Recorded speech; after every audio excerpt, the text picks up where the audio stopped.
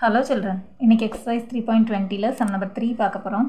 If x minus 6 is the HCF of x squared minus 2x minus 24 and x squared minus kx minus 6, then the value of k is அப்படின்னு சொல்லி கேட்டிருக்காங்க.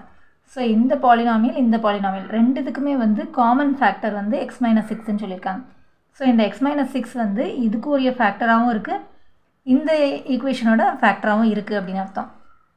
So அந்த மாதிரி இருக்கும்போது இந்த கேவோட value என்ன அப்படின்னு கேட்டிருக்காங்க.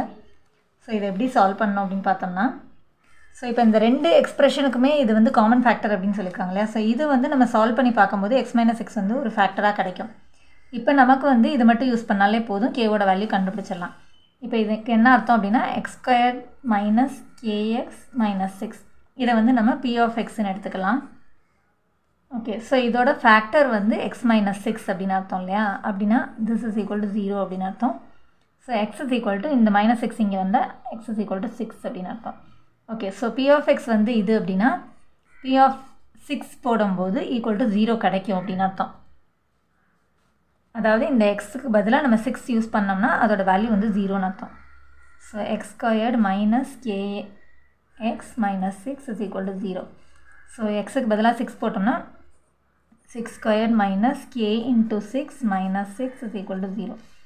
So 36 minus 6k minus 6 is equal to 0.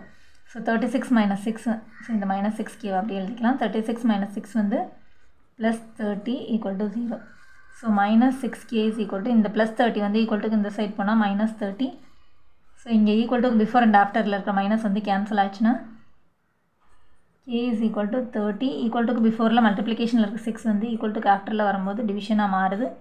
So k is equal to 5. So இப்போ நமக்கு கேவோட வேல்யூ கிடச்சாச்சு. ஸோ இது வந்து நம்மளோட ஆப்ஷனில் option number 2. So that's all. Thanks for வாட்சிங் சில்ட்ரன்.